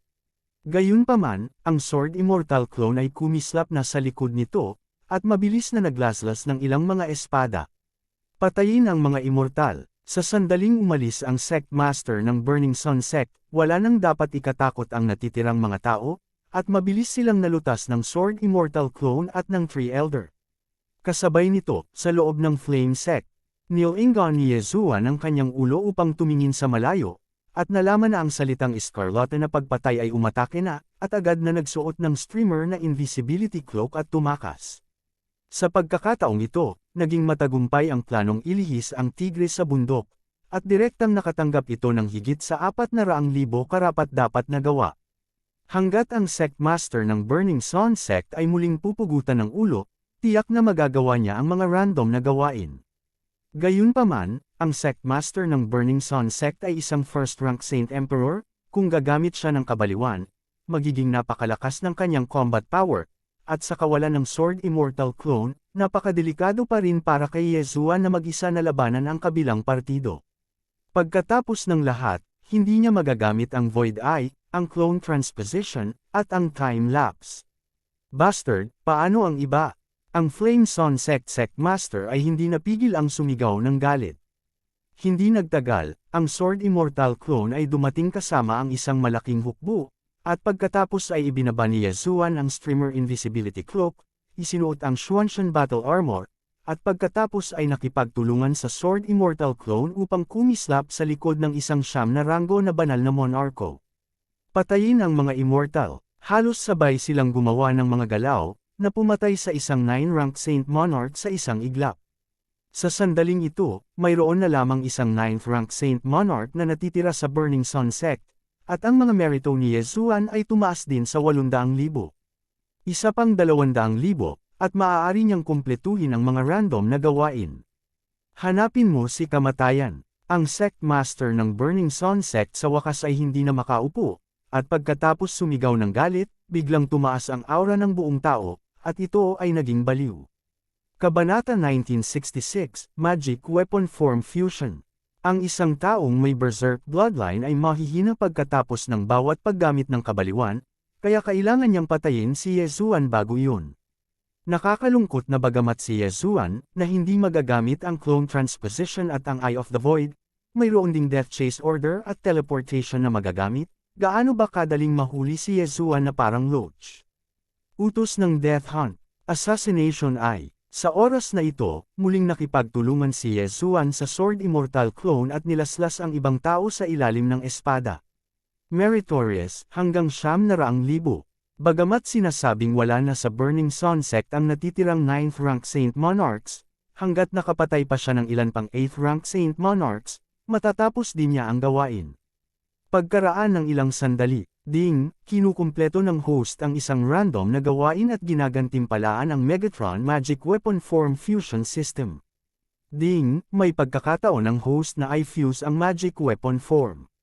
Dalawang system prompt ang biglang tumunog. Nang marinig ito, nagliwanag ang mga mata ni Yezuan, ito ay isang bagong sistema. Sa sandaling iyon, dali-dali niyang tiningnan ang magic weapon form ni Megatron, ngunit medyo hindi inaasahan ang resulta para sa kanya. Lumalabas na hindi lahat ng magic weapon ay maaaring pagsamahin, at dalawa o higit pang partikular na magic weapon ang dapat gamitin. Ang pinakamahalagang bagay ay ang mahiwagang sandata lamang na naayos niya ang maaaring pagsamahin. Ding, ang Shuanshan Battle Armor at ang Streamer Invisibility Cloak ay pinagsama. Ding, matagumpay ang pagsasanib. Nang marinig ito, muling tiningnan ito ni Yezuan at nalaman na ang produkto ng pagsasanib ng dalawang magic weapon ay tinatawag na Streamer Battle Armor. Sa pagkakataong ito, ang pagsasanib, bagamat pinili ito ng system mismo, pinagsasama ng Fused Streamer Armor ang mga katangian ng Shuanshan Armor at ang Streamer Invisibility Cloak. Hindi lamang nito mapapabuti ang pangangatawan, ngunit mayroon ding malakas na depensa, at maaari rin itong maging stealth, at ang epekto ay lubos na napabuti kumpara sa Shuanshan Armor at Streamer Invisibility Cloak. Haha, bagay na bagay. Nagliwanag ang mga mata ni Yezuan, at agad niyang isinuot ang Streamer Battle Armor na ito, at sa sumunod na sandali, nawala ang kanyang figure. Matanda, gawin mo itong gawa ko. Matapos sumigaw ng galit sa kanyang puso, muling ibinalik ni Yezuan ang Eye of Assassination, nakipagkamay sa Sword Immortal Clone, at sabay-sabay na kumislap sa likod ng Sect Master ng Burning Sun Sect. Bang! Naramdaman lang ng Sect Master ng Burning Sun Sect ang hininga ng Sword Immortal Clone, at agad na tumalikod upang lumaban. Ngunit sa sandaling umatake siya gamit ang Sword Immortal Clone, ang pag-atake ay nagmula rin sa ibang direksyon. Bang! Ang Immortal Killing Breath ay tumama sa Sect Master ng Burning Sun Sect, na malubhang nasugatan siya. Paano ito posible? Ang pag-atake ay lumitaw nang wala saan. Ang Sect Master ng Burning Sun Sect ay nabigla, naramdaman niya ito ng mabuti. Nalaman lamang na may mali sa kanyang harapan, at isang banayad na aura ang nakuha niya. Sayang naman at huli na. Zusian Sword Array. Sabay na ginamit ni Yezuan at ng Sword Immortal Clone ng Zuan Immortal Sword Array, at ang dalawa ay nag-superimpose sa isa't isa, na nagdoble ng epekto. Hindi nagtagal, ang Flame Sun Sect Master na ito ay pinatay nilang magkakasama, at ang merit token sa kanyang katawan ay pininaw ni Yezuan, na nagbigay sa kanya ng merito na 300,000 yuan. Pagkatapos, mabilis na hinayaan ni Yezuan na masipsip ng itim na sungay ang buong Burning Sun Sect. Kaya lang kapag naabot mo na ang Saint Monarch maaari kang magkaroon ng merit token, kaya ang iba ay hindi masyadong nakakakuha. Ngunit sa kabuuan, sa pagkakataong ito ay nakatagpo si Yezuan ng isang malaking pagkakataon. Ang Shuanshan Battle Armor at ang Streamer Invisibility Cloak ay pinagsama sa Streamer Battle Armor, na lubos na nagpahusay sa kakayahan ni Yezuan na makapagligtas ng buhay. Bilang karagdagan, ang Streamer Armor na ito ay napaka-trick din kapag ginamit sa labanan, at mahirap itong ma-detect maliban kung ang perception ng kalaban ay napakalakas. Siyempre, ang pagsasanib na ito ay gagantimpalaan dahil binuksan ang bagong sistema. Susunod, kung gusto ni Yezuan na mag-fuse muli, kailangan niya ng kaunting paglamon. Dati, nag-ayos siya ng kabuoang 5 magic weapon, katulad ng Soul Bell, Soul Refining Pot, Diagram of 10,000 Beasts, Shuanshan Battle Armor, at Streamer Invisibility Cloak. Ang Streamer Battle Armor at ang Streamer Invisibility Cloak ay pinagsama, kaya 3 magic weapon na lang ang natitira, at sa 3 magic weapon na ito, ang Soul Bell at ang 10,000 Beasts Diagram ay maaaring pagsamahin, ngunit dahil hindi ito kailangan sa ngayon, hindi pinili ni Yezuan na ubusin ang huling bit ng Devouring Point. Tapos na ang gawain, bumalik tayo sa teritoryo ng Qilin Ancient Clan, palitan ang mga gawang ito, humanap ng ilang bagay para sa mga buto-buto upang mapangalagaan ang Dragon Fetus, at pinakamainam na humanap ng angkop na bangkay ng dragon upang muling buhayin ang mga tadyang, upang ang aking lakas ay bumuti din sa pagbabalat kayo. Naisip ni Yezuan sa kanyang puso na kukunin niya ang lumilipad na espada at lilipad pabalik sa kaharian ng Qilin Ancient Clan. Gayunpaman, ang Wolf King City ay inatake noon, at ang Wolf King City Lord ay napatay sa labanan, kaya ang Wolf King City ay wala ng laman, kaya ang pupuntahan ni Yezuan sa oras na ito ay isang lungsod na mas malaki kaysa sa Wolf King City. Makalipas ang ilang araw, Ding, ang host ay nakalusot sa 8 ranggo na banal na espiritu. Ding, Ang Flame God Kilin, Megatron, at Heaven-breaking God Ape ay nakalusot, at sila ang kasalukuyang free-rank Saint Kings. Nang siya ay dinala sa purgatorio, nakapasok si Yezuan sa ikapitong ranggo ng banal na espiritu, at ngayon pagkatapos ng ilang araw na paglalakbay, sa wakas ay nakapasok siya sa ikawalong ranggo ng banal na espiritu. Gayunpaman, hindi banggitin ang banal na espiritu, kahit na ang banal na hari o kahit na ang banal na hari ay narito, silang lahat ay nasa ibaba. Kahit na may dumaan kay Yezuan mula sa kaaway na kampo, natatakot ako na hindi sila mag-abala na salakayin si Yezuan. Gayunpaman, nang dumating si Yezuan sa kanyang destinasyon, hindi niya alam na kilala na siya ng lahat. Sa napakaraming tao na sumusunod sa akin, maaaring kumalat na ang balita na tinulungan ko ang Wolf King City na makaahon sa gulo ilang araw na ang nakalipas. Bahagyang nagulat si Yezuan, kaya hindi na niya pinansin. Susunod, ipagpapalit niya ang lahat ng merit points para sa magagandang bagay, at pagkatapos ay sinabi niya. Subalit, nang nasa kalagitnaan na siya, bigla siyang hinarang ng isang gwardya ng lungsod. Ang koponan ng bantay ng lungsod na ito ay hindi bababa sa isang master ng ikawalong ranggo na antas ng Saint Monarch, at ang pinamumunuan nito ay isang siyam na ranggo na Saint Monarch. Kumuha siya ng parchment roll at tinignan iyon, kumikinang ang mga mata.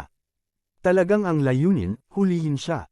Tumango ang pinuno. Ano? Nang marinig ito, kakaiba si Yezuan. First time niya dito, bakit siya hinuhuli ng city guards? Gayunpaman, hindi siya madaling guluhin, dahil gusto ng kabilang partido na maging hindi pabor sa kanya, kung gayon natural na hindi siya magpapakita ng awa. Kung gusto mong malaman kung bakit gusto akong arestuhin ng kabilang partido, kailangan mong mahuli ang isang tao. Kumislap ang mga mata ni Yezuan, at mabilis siyang lumingon sa likuran ng taong nanguna sa kanya, at pagkatapos ay sinaksak ito gamit ang isang espada, na direktang pinatay. Tungkol naman sa iba, natural na imposible para sa kanya na maging kalaban niya, at sunod-sunod silang pinatay. Pagkatapos, mabilis na hiniling ni Yezuan kay Megatron na magsagawa ng soul search. Ano ang problema, pinuno ng Kilin Ancient Clan, bakit mo ipinalabas ang aking wanted warrant? Hindi maisip ni Yezuan ang sitwasyon. Itong kapitan ng City Guard ay kumikilos lamang ayon sa utos, at kung gusto niyang malaman, kailangan niyang patayin ng diretso ang mansyon ng City Lord.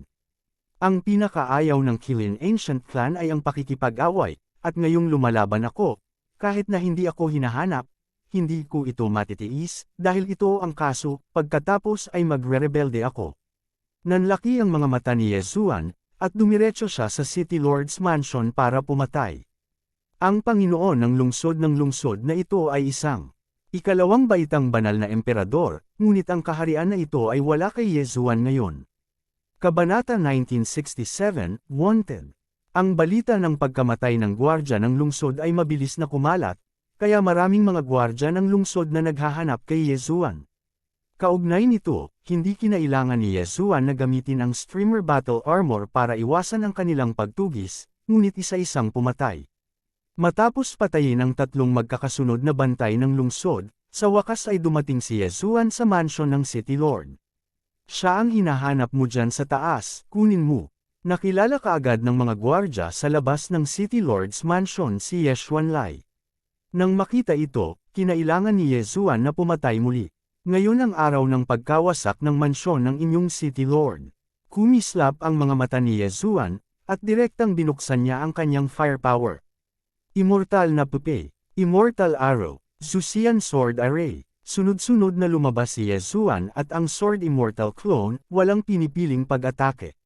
Nagkaroon ng malakas na ingay sa labas ng City Lord's Mansion, na natural na nakakuha ng atensyon ng mga Holy Emperor Masters sa loob.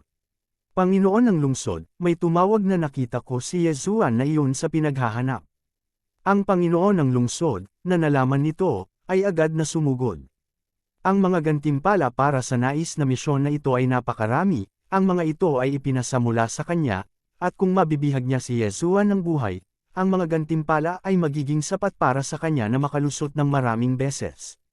Gayunpaman, hindi ganoon kadaling mahuli si Yezuan. Matapos maramdaman ni Yezuan ang ilang Saint Emperor level na aura, isinuot niya ang streamer armor at nagtago, nag-iwan lamang ng isang Sword Immortal Clone. Hindi nagtagal, lumitaw ang mga punong Holy Emperor na ito. Huwag iwanan ang sinuman, patayin. Nahayag ang hangarin sa pagpatay sa mga mata ni Yezuan. Huwag na, ngayong nagawa mo na, maglaro tayo ng mas malaki. Utos ng Death Hunt. Darating na ang Sword Immortal. Assassination ay isang espadang lumilipad na walang kamatayan. Si Yezuan at ang Sword Immortal clone, sa parehong oras, ay gumamit ng Sword Flying Immortal para direktang umatake patungo sa City Lord. Ang apat na Holy Emperor Masters, kabilang ang City Lord, ay mabilis na kumilos upang labanan at naharang ang pag-atake ng Sword Immortal clone. Nakakalungkot na si Yezuan, na nakasuot ng streamer armor, ay hindi nila nalaman. Poof! Isang malutong at tuloy-tuloy na tunog lamang ang narinig, at ang walang kapantay na pares ng mga espada sa kamay ni Yezuan ay tumusok sa puso ng Panginoon ng lungsod. Ano? Ang tatlo pang unang Dreadong banal na emperador ay natigilan, at nang mag-react sila, nakita na lamang nila ang likod ng Panginoon ng lungsod na matingkad na pula, at ang sigla ay mabilis na lumipas. Bumagsak na ang ikalawang baitang Holy Emperor. Kahit na siya ay namatay, ang tatlong unang Dreadong Holy Emperors na ito ay natural na hindi mapigilan si Yezuan, at madali silang napatay. Nakakatawa na lahat sila ay mga demon cultivator ng Qilin clan, at wala na silang panahon para mag-transform sa kanilang katawan, at tapos na ang labanang ito. Black Corner, kunin mo ang buong lungsod para sa akin. Mabilis na binitawan ni Yezuan ang itim na sungay at direktang sinabi. Dahil gusto siyang mahuli ng Qilin Ancient Clan, natural na gusto niyang maglaro ng mas malaki. Sa oras na ito, hindi kaagad naghanap ng mga kaluluwa si Yezuan, ngunit nagsimulang itapon ang mga taong may mga linya ng kadugo ng Qilin o mga demon cultivator sa lumalamon na espasyo. Ang ilang mga tao, nang hindi nauunawaan kung ano ang nangyayari, ay lumitaw sa lumalamon na espasyo. Di nagtagal, nawala ang lungsod na ito mula sa larangan ng digmaan sa Purgatorio, at wala nang maraming tao ang nakatakas ng ligtas. Pagkatapos, hiniling ni Yezuan kay Megatron na magsimulang maghanap ng mga kaluluwa. Maging ang Panginoon ng lungsod ay hindi alam, siya, tulad ng ibang mga lungsod, ay nakatanggap lamang ng isang wanted na warrant, ngunit ang wanted warrant na ito ay direktang inilabas mula sa Qilin Ancient Clan, at ang gantimpala ay napakayaman. Nilunok ni Yezuan ang kanyang laway. Hindi siya mula sa Qilin Ancient Clan, at nagkataon lang na nahuli siya ng matandang iyon noon. Kaya, sino ang gustong hulihin siya? Sa puntong ito, iisa lang ang taong may galit sa kanya, iyon ay si Shishingyo. Siguro ang lalaking iyon, dapat ay umakyat siya sa Qilin Ancient Clan. Biglang naintindihan ni Yezuan. Bukod sa Shishingyo na ito, sino pa ang gustong hulihin siya? Ang taong ito ay hindi dumating ng mag-isa, dapat ay nagsimula na siya sa kanyang pag-urong at paglilinang pagkatapos umakyat sa Qilin Ancient Clan, tama ba? Napaisip si Yezuan sa kanyang puso, at ang kanyang mukha ay hindi maiwasang maging mataimtim. Ang behemoth ng Qilin Ancient Clan ay tiyak na magbibigay kay Shishingyo ng malaking bilang ng makalangit at makalupang kayamanan. Pagkatapos ng lahat, ang Qilin bloodline sa katawan ni Shishingyo ay mas malakas kaysa sa kanya. In short, mahirap gawin ngayon. Sa sandaling ito, isang malakas na aura ang biglang naramdaman ni Yezuan. Ibinaling niya ang kanyang ulo upang makita ang isang apoy na nagmumula sa langit. Napakalakas nito, kahit isang ikatlong baitang Holy Emperor, o mas mataas pa. Nagulat si Yezuan, nagmamadaling tinawag si Megatron, at pagkatapos ay isinuot ang streamer armor at itinago ito. Ha! Wala na! Ang flash ng apoy na ito, na mabilis na dumating sa langit sa itaas ng mga guho, ay isang binata na nakasuot ng pulang baluti. Naramdaman niya ito, ngunit hindi niya nakita ang hininga ni Yezuan. Ito ay dapat na isang uri ng nakakabulag na bilog, panuurin mo akong pilitin ka palabas. Kumislap ang mga mata ng binata na nakasuot ng pulang baluti, at direktang nag-transform siya. Nang siya ay naging flame Qilin body, ang temperatura sa paligid niya ay nagsimulang tumaas ng husto, at ang lupa ay nagsimulang mag-alab, na agad na naging isang dagat ng apoy. Sa oras na ito, si Yezuan, na nakasuot ng streamer armor, ay talagang hindi umalis, dahil ang bilis ng pulang nakabaluti na binata na ito ay masyadong mabilis, at dumating siya sa isang kisap mata. Napakataas ng temperatura, kahit na mayroon akong Immortal Kilin bloodline at Immortal God Phoenix bloodline, pakiramdam ko mahihimatay ako. Nagsalubong ang mga kilay ni Yezuan, huwag kalimutan, nakasuot pa rin siya ng streamer armor. Patuloy ang pag-agos ng pawis, at pagkatapos ay mabilis na sumangga. Ang temperatura ay napakataas kaya nahihilo at naiinitan si Yezuan. Sword Immortal Clone, pumunta at akitin siya. Sa oras na ito, biglang tinawag ni Yezuan ang clone ng Sword Immortal. Sa sandaling lumitaw ang Sword Immortal Clone, agad niyang ginamit ang Eye of Assassination at nag-flash sa likod ng pulang nakabaluti na kabataan. Nandyan na sa wakas, nagliwanag ang mga mata ng binata na nakasuot ng pula, at tumalikod siya at direktang hinawakan ang muswang pares ng mga espada, at pagkatapos ay sa kabilang kamay niya, kinurot niya ang Sword Immortal Clone. Teleport. Ang Sword Immortal Clone ay naiwan sa isang iglap, lumilitaw sa kalangitan. Gusto mong pumunta. Mabilis na hinabol siya ng binata na nakasuot ng pula. Sinamantala ang pagkakataong ito, tahimik ding umalis si Yezuan sa dagat ng apoy. Sa pamamagitan ng nakaraang memorya ng paghahanap, maaaring mahinuhan ni Yezuan na ang naka-red armored na binata na ito ay dapat na isang sundalo ng Kilin Army sa Kilin Ancient Clan. Ang Kilin Army na ito ay ang elite ng Kilin Ancient Clan, at tanging ang mga masters ng 100 Battle Regiment sa 100 Battle Valley ang makakapaghambing dito. Sa kabutihang palad, ang kabilang partido ay naakit ng Sword Immortal Clone, kaya nakataka si Yezuan. Hindi ko inaasahan na kahit ang Kilin Army ay ipinadala, talagang hindi ito nagbigay sa akin ng paraan upang mabuhay. Sa kasong ito, maaari lang akong makapasok sa 100 Battles Valley Realm para mabuhay. Nag-isip si Yezuan na may malungkot na mukha. Sa pagkakataong ito, sa kabutihang palad, nakatagpo lang siya ng isang mababang antas na elite ng Kilin Army. Kung nagpadala si Shishinyo ng isang mataas na antas na Saint Emperor, kung gayon kahit na mayroon siyang streamer battle armor, natatakot ako na hindi niya matakasan ang kapalaran ng mabihag. Gayunpaman, nang maakit ng Sword Immortal Clone ang pulang nakabaluti na binata palayo. By the way, may Immortal Clone daw ang bata, ito ba? Bigla itong naalala ng naka-red armored na binata, habang hinahabol niya ang Sword Immortal Clone, sinubukan na niya itong makuha, ngunit paulit-ulit na nabigo. Nahulog na yata siya sa daan ng kabilang partido. Kabanata 1968, True and False Mask.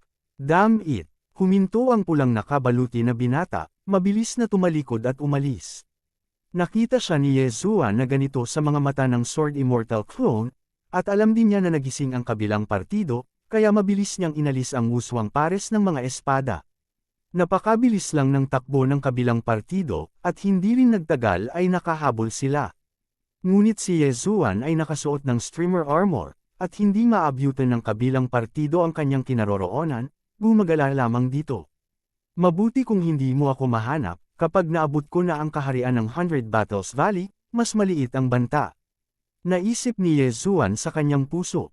Kapag pumasok ang isang master ng Kilin Army sa 100 Battles Valley Realm, natural na maaakit nito ang atensyon ng 100 Battles Valley Master, at pagdating ng panahon, makakaligtas siya sa mga bitik.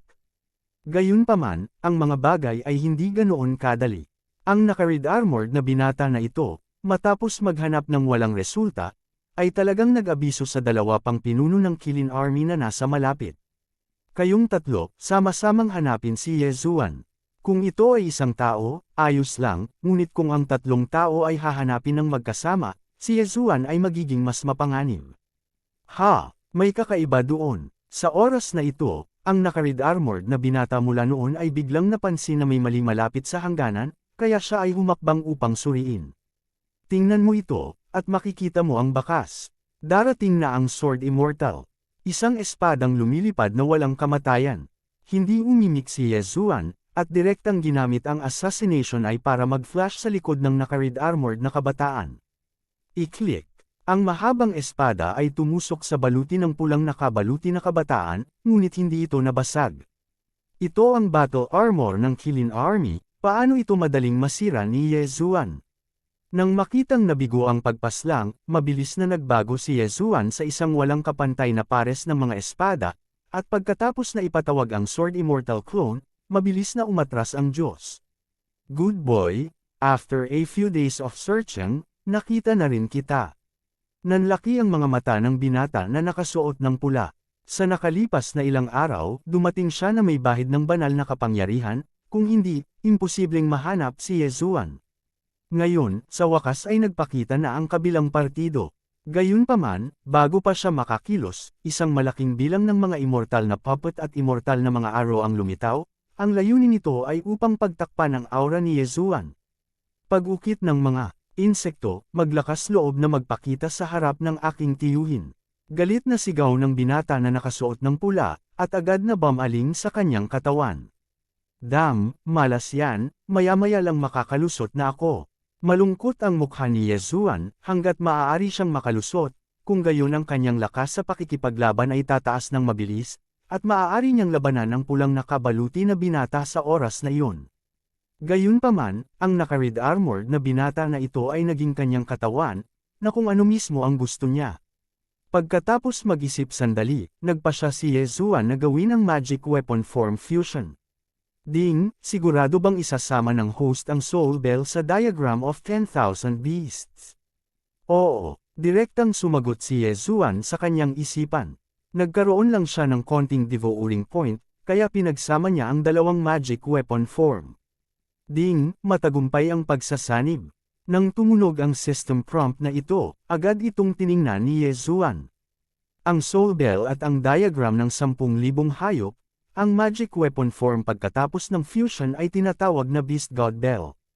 Ang Beast God Bell na ito ay may lahat ng kakayahan ng Soul Bell, at pinataas ang kakayahan sa pagsugpo ng 10,000 Beasts diagram ng 1%, na umabot sa 80%.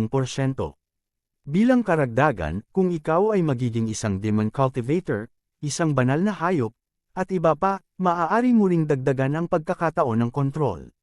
Hindi lamang iyon, ngunit maaari din itong pahusayin ang pagiging epektibo ng labanan ng sariling mga alagang hayop ni Yezuan. Grabe talaga ang effect. Beast God Flock, ngayon na. Agad na ginawa ni Yezuan ang Megatron sa pinakabagong magic weapon. Isang kakaibang 10,000 Beast Bell ang lumitaw sa himpapawid, at ang apoy na unicorn na binago ng Red Armored Youth ay agad na napigilan ang 80% ng kapangyarihan nitong labanan. Boss! Biglang tumunog ang mahinang kampana at nahulog sa tainga ng Flame Kilin. Soul Attack. Nagulat ang binata na nakasuot ng pula. Nabawasan ang kanyang lakas sa hindi malamang dahilan, kung hindi siya masasaktan ng pag-ataking ito. Sinamantala ang pagkagambala ng kabilang partido, mabilis na nakipagsanib puwersa si Yezuan gamit ang Sword Immortal Clone, at sabay na nilaslas ang Immortal Killing Breath Slash. Phew! Ang dalawang Immortal Killing Breaths ay naglaslas sa hangin at dumapo sa Flame Kilin, na agad na hinati ang katawan nito sa 3 seksyon. Spike. Huwag kalimutan, ang Immortal Kilin bloodline ni Yezuan at ang bloodline at titulo ng Imperial Beast Divine Envoy ay pinarami ng maraming beses ang kanyang pinsala sa mga hayop. Gayunpaman, lampas din ito sa inaasahan ni Yezuan, dahil pakiramdam niya ay hindi ganoon kadaling lutisin ang naka-red armored na binata. Sa sandaling iyon, mabilis na iniligpit ni Yezuan ang kanyang bangkay. Ngunit ang kilusan dito ay nakakuha ng atensyon ng dalawa pang elite ng Kilin Army. Nako, sumugod silang dalawa. Malaki ang pagbabago sa mukha ni Yezuan. Bagamat sinasabing nasa kanya ang Beast God Bell, kung hindi mag-transform ang 2 taong ito sa kanilang katawan, wala siyang lakas na makipaglaban. Nagkataon lang na sa magic weapon preselection ngayon ng Megatron, isang magandang magic weapon ang lumitaw. Ang mahiwagang sandata na ito ay tinatawag na True and False Mask, at ito ay lumitaw na, ngunit wala itong silbi kay Yezuan noong panahong iyon, kaya hindi niya ito pinansin. Ang totoo at huwad na maskara na ito ay maaaring gawing si Yezuan na iyon na nakabaluti na kabataan, at maging ang kaharian ay itataas sa parehong antas ng kabilang partido, at ganoon din sa paghinga. Ito ay isang mataas na antas ng pagbabalat kayo lamang, at kung hahayaan mong kumilos si Yezuan, ito ay malantad kaagad. Bukod dito, ang tunay na maskara na ito ay kailangang itago ng bangkay ng taong iyon, hanggat 60% ng bangkay ay nasisipsip, ang pagbabalat kayo ay maaaring magsimula. Mas mataas, mas gusto. Nagmamadaling hiniling ni Yezuan kay Megatron na magsagawa ng Soul Search, at pagkatapos ay ginamit ang totoo at huwad na maskara upang masipsip ang bangkay ng kabataang nakasuot ng pula. Pagkatapos, si Yezuan ay naging itong naka-red armored na binata, maging ito man ay ang kanyang mukha, o figure, o kaharian, at hininga, siya ay eksaktong pareho. Hindi naman kasi nasira ang bangkay, naputol lang ito sa 3 piraso, kaya infinitely close to 100% ang engravings. Wu Qing, ano ang sitwasyon mo dito? Pagkaraan ng ilang sandali, isa pang binata na nakasuot ng pulang baluti ang tumawid at tinanong si Yezuan. Wala lang, isa lang holy beast na walang mahabang mata, maghanap ka pa. Umiling si Yezuan at sinabi, okay, let us know kung may mahanap ka. Napalingon naman ang isa habang nagsasalita, sabay ungol, kakaiba talaga, hinahabol natin ang banal na kapangyarihan ng taong iyon, bakit hindi natin makita? Panipi, sa pagtingin sa kanyang papaalis na likod, nakahinga ng maluwag si Yezuan pansamantala. Sa kabutihang palad, sa pagkakataong ito ay pinagpala siya ng Diyos, at lumitaw ang mahiwagang sandata ng totoo at huwad na maskara. Kaya lang, ngayon ay wala nang lumalamon si Yezuan, at hindi niya maaayos ang totoo at maling maskara. Bukas, ay refresh ang magic weapon form ng Megatron, maliban sa ilang naayos na, at ganoon din ang mangyayari sa totoong maskarang ito. Siyempre, pagkatapos ng bukas, hanggat hindi nagiging iba ang Megatron, nandyan palagi ang true and false masks. High disguised lang ang totoong maskara na ito, kung gagawa ako ng hakbang, malalantad agad, kaya hindi nararapat na makipag-ugnayan muli sa 2 taong ito. Napaisip si Yezuan sa kanyang puso, kaya mabilis siyang kumilos. Sa pagkakataong ito, papasok na siya sa 100 Battles Valley at humiwalay sa 2 taong ito. Hinanap niya ang alaala ni Wu Qing na ito, ngunit wala siyang nakuhang anumang kapaki-pakinabang na impormasyon, ngunit mayroon siyang paunang pag-unawa sa lakas ni Wu Qing at ng 2 pa. Kabanata 1969, Decepticon. Ding, ang host ay nag-trigger ng isang random na gawain, pinatay sina Liu Gu, Ziyang Hawawi at ang 2, at kumpletuhin ang reward para sa pag-aayos ng totoo at huwad na mga maskara. Biglang tumunog ang isang system prompt. Nang marinig ito, nagliwanag ang mga mata ni Yezuan, sina Liu Gu at Ziyang Hawawi ang 2 pang humabol at pumatay sa kanya sa pagkakataong ito. Basta papatayin mo yung 2, maaayos ang totoong maskara, maganda ito. Pagkatapos mag-isip ng ilang sandali sa puso ni Yezuan, gumawa siya ng desisyon. Gayunpaman, ang random na paghahanap na ito ay makukumpleto bukas. Ngayon, ginamit na ni Yezuan ang Sword Immortal Advent at ang One Sword Flying Immortal. Ngunit ito ay mare-refresh sa loob ng ilang oras, at ang kaharian ay lalampas din. Pagdating ng panahon, ito na ang oras ng kamatayan ng 2 taong ito. Mabilis ang panahon. Ding, nakalusot ang host, at ito ang kasalukuyang 9-rank Holy Spirit. Si Ding, ang Flame God Kilin, Megatron, at ang Heaven-breaking God Ape ay nakalusot, at sila ang kasalukuyang 4-rank Saint King. Sa wakas ay tumunog muli ang system prompt. Ngayon, may lakas na si Yezuan para patayin ang 2, kahit na hindi sila bumaling sa kanilang mga katawan, maaari pa rin silang pumatay. Kung ito ay nabago sa katawan, ito ay pagsunog sa sarili. Ziyang Hawawi, halika dali, nahanap ko siya. Sa sandaling iyon, si Yezuan ay nagpapatawag ng isa pang tao, at nang malaman ito ng kabilang partido, mabilis siyang sumugod sa kanya. Pagkaraan ng ilang sandali, sumugod si Ziyang Hawawi at nakita niya si Yezuan na hawak ang Sword Immortal clone. Haha, oo, malaki ang naging kontribusyon natin sa pagkakataong ito, at inaasahang maa-promote tayo.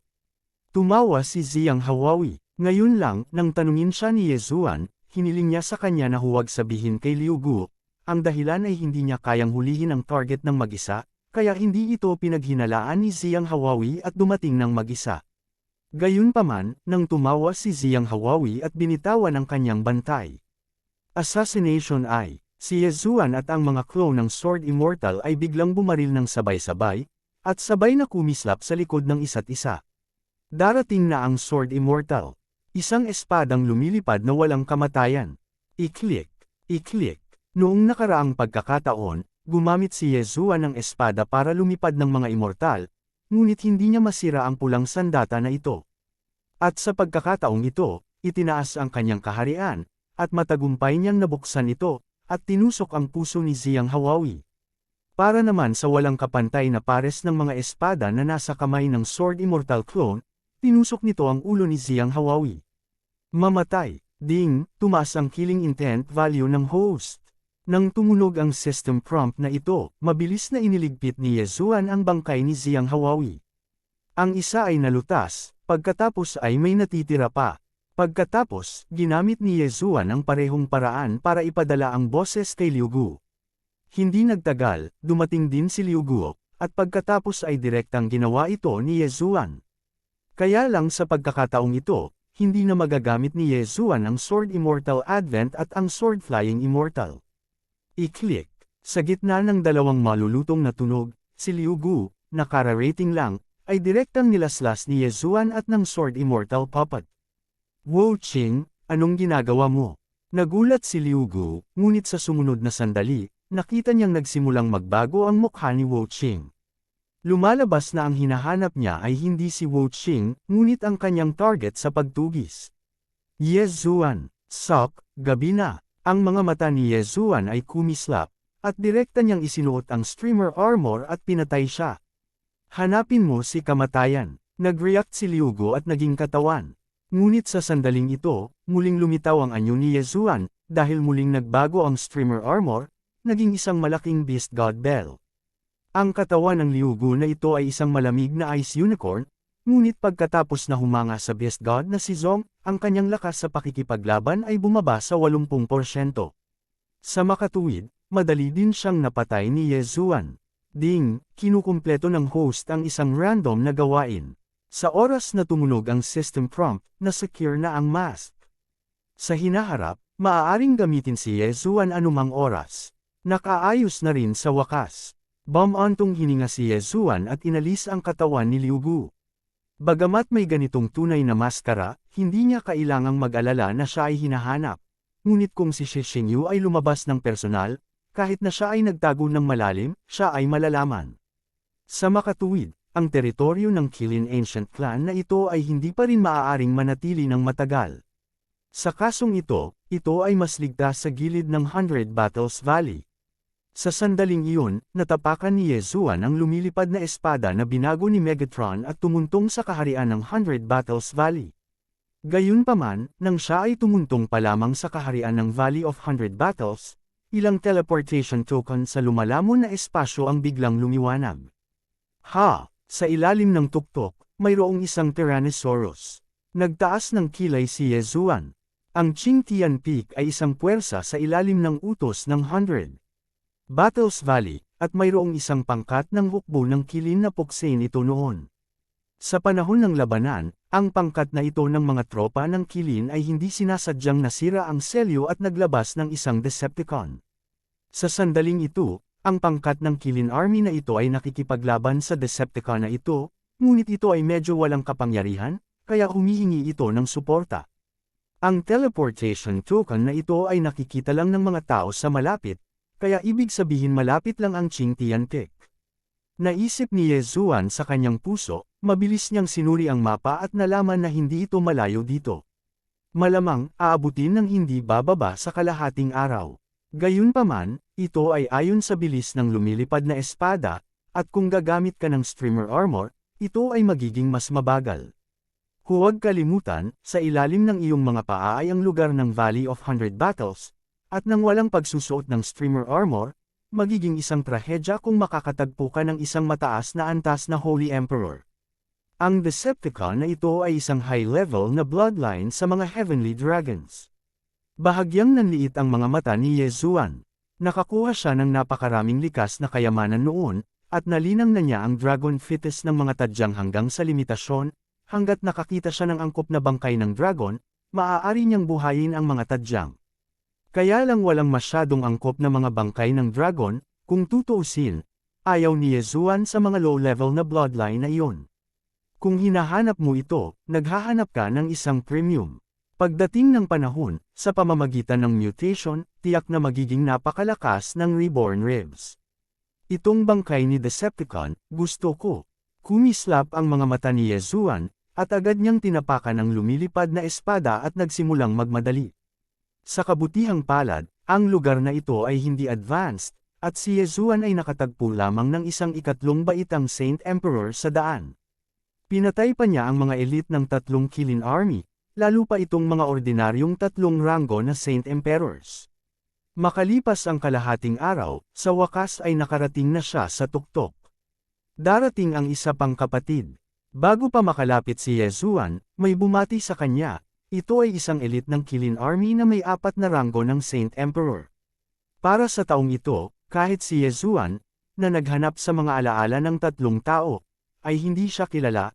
Pagkatapos ng lahat, napakaraming tao sa Qilin Army, at hindi nila kailangang kilalanin silang lahat. Kuya, ang pangalan ko ay Weng Ning, isa sa mga commander ng Qilin Army, at ako ang nagpatawag sa akin noon. Sabi nitong 4 na ranggo na Holy Emperor. Wu Qing, nakita ko si Lord Commander. Nagmamadaling kinuyam ni Yezuan ang kanyang mga kamao. Matagal bago dumating, ginawa na ni Yezuan ang Megatron bilang totoo at huwad na maskara, kaya si Yezuan ay Wu Qing sa oras na ito. Ngayon, mayroon tayong 2 4th rank Saint Emperors, kasama ako, at 7 3rd rank Saint Emperors, kasama mo, 8 iyon. At ang Decepticon na iyon, kahit na ito ay nasealed ng napakatagal na, ay nasa antas din ng isang 5th grade Saint Emperor. Kung maaari mong alisin ito sa pagkakataong ito, tiyak na hindi mawawala ang iyong mga benepisyo sa sinabi ni Weng Ning sa oras na iyon. Salamat, Commander, kung gayon. Nagpasalamat si Yezuan sa kanya. Kabanata 1970, Pagkolekta ng katawan. Sige, magpahinga ka na muna, basta konting tao pa, gagawin na natin. Sabi ni Weng Ning. Oo, tumugon si Yezuan, at kahit tumabi siya, ayaw niyang magkaroon ng masyadong maraming pakikipag-ugnayan sa ibang tao. Pagkatapos ng lahat, natatakot siyang makilala ang isang taong kilala niya at pagkatapos ay malantad. Susunod, naghintay siya rito, at sa susunod na kalahating araw, 2 pang ikatlong ranggo na banal na emperador, at isang ika-4 na ranggo na banal na emperador, ang dumating. Sa ganitong paraan, mayroong 3 pang-4 na ranggo na banal na emperador, at 10 ikatlong ranggo na banal na emperador. Ang Qilin Army ay tumatanggap lamang ng mga elite, at ang grupong ito ng mga tao ay sapat na para makipaglaban sa ilang 5-rank Saint Emperors. Kaya lang, itong Decepticon ay hindi ibang banal na hayop, ngunit may mataas na antas ng bloodline, kaya mas mabuti na maging ligtas. Ladies and gentlemen, malapit na ang mga tao, maghanda na tayo para gawin ito, baka dumating ang mga tao ng 100 War Regiment. Sabi ni Weng Ning pagkatapos tumingin sa paligid. Nang marinig ito, ang lahat ay mabilis na nagtipon, at pagkatapos ay gumiling ang kanilang mga kamao at naghanda. Ang Decepticon na iyon, sa katunayan, ay hindi pa ganap na humiwalay sa selyo, kaya't subukan ng lahat na huwag atakihin ang Pormasayon, baka ito ay makawala sa gulo. Paalala ni Weng Ning, wala sa kanila ang mga hanggal, at naiintindihan nilang lahat. Pagkatapos, sila ay patungo sa Peak. Ang Decepticon, sa ibaba lamang ng Optimus Peak, ay kalahati lamang ang nakalantad, at ito ay umuungal. Habang naghihintay sa iba, nagpunta rin si Yezuan upang tingnan. Ito ay isang itim na Celestial Dragon, at ang buong katawan nito ay natatakpan ng matitigas na kaliskis ng dragon. Kilala ang Decepticon na ito sa pangangatawan, at ang mas malakas ay ang depensa nito, kaya naman tinawag ni Weng Ning ang napakaraming tao na pumunta. Kung kaya niya, gusto niyang magkaroon pa ng ilang tao, ngunit pagkatapos nilang sirain ang Optimus Peak, malamang na nalaman na ito ng 100 Battle Valley, kaya kinailangan nilang harapin ang Decepticon na ito bago dumating ang 100 Battle Valley Masters. Ang Decepticonus na ito ay lubhang nagtatanggol, at ito ay kumikilos ayon sa plano. Malakas na sigaw ni Weng Ning, at ito ay direktang binago sa ontolohiya. Ganoon din sa 2 pang 4-rank Holy Emperors. Silang tatlo ay pawang mga Flame Qilin. Para sa iba pang 9 na ikatlong baitang Holy Emperors, mayroong Flame Qilin, Ice Qilin, at Thunder Qilin at iba pang mga bloodline. Si Fang kay Weng Ning ay nagplano na hayaan ang Ice Qilin at ang Flame Qilin na magtulungan upang matuno ang mga kaliskis ng dragon ng Deceptranosaurus at magdulot ng pinsala sa kabilang partido. Ang iba naman, hindi na kailangang ibahin ang anyo sa katawan, dahil hindi naman ito kailangan, at may mga taong may dugo lang ng kilin. Matapos magsimula ang labanan, sadyang lumihis si Yezuan at pumunta sa isang lugar kung saan walang umaatake. Bagamat sinasabing nasa katawan niya ang dugo ng immortal kilin, hindi naman siya tunay. Sa oras na ito, ang atensyon ng lahat ay nakatuon din sa Decepticon na ito, at walang mag-aalaga kay Yezuan. Bagamat madaling gamitin ang Beast God Bell, kung aalisin mo ito ngayon, hindi lang ito masusugpo ng Decepticon na ito, kundi pati na rin ng iba. Naisip ni Yezuan sa kanyang puso. Sa makatuwid, ang whole card na ito ay handa nang gamitin sa ibang pagkakataon. Sa sandaling patay na ang Decepticon, agad nalilito ang Beast God Bell at supilan ang iba. Si Yezuan, sa kabilang banda, ay pumunta upang kunin ang katawan ng Decepticon sa hangin at pagkatapos ay tumakas. Umuungol, itong Decepticon, ang likod na kalahati ng katawan nito ay saliado pa, kaya patuloy lang itong umuungal, at paminsan-minsan ay nagbubuga ito ng hininga ng dragon sa ibang tao para umatake. Noon, pinangunahan ni Wengming ang kanyang mga nasasakupan upang labanan ang Decepticon na ito, ngunit sa oras na iyon ay hindi sila sapat na lakas ng tao upang masira ang mga depensa nito.